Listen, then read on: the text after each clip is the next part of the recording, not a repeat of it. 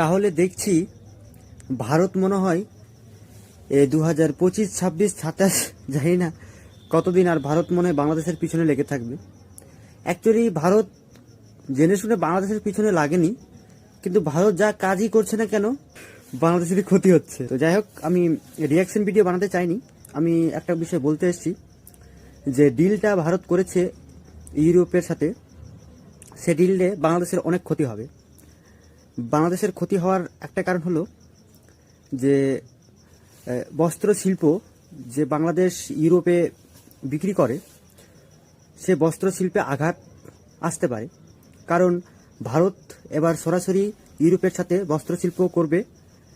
সবচেয়ে বড় বিষয় হলো কি, 0% ট্যারিফ থাকবে।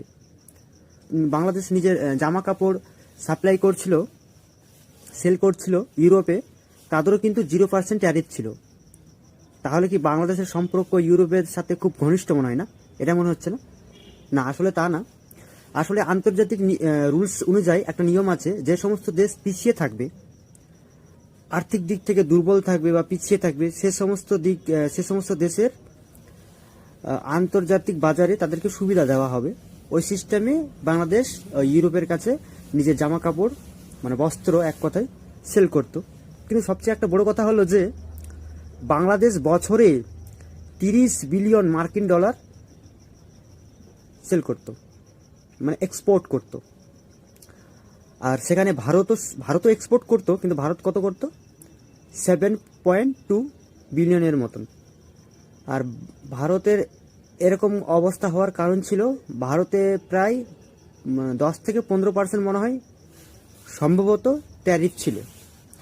তো এবার সে ট্যারিফ 0 হয়ে গেছে। এবার ভারত দেখাবে নিজের কামাল। এখন ভারত বুঝতে পেরেছে যে বস্ত্র শিল্প এখন ইউরোপে বিক্রি করবে, এক্সপোর্ট করবে, সেখানে নিশ্চয়ই বাংলাদেশের মার্কেট ক্র্যাশ হয়ে যাওয়ার চান্স আছে। তো যাই হোক, দেখা যাক ভবিষ্যতে কি হয়।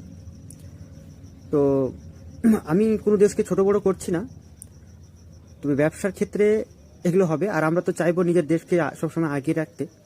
তো সবচেয়ে বড় সুযোগ আসলো যারা কাপড়ের ব্যবসা করছেন, তাদের জন্য খুব বড় সুখবর।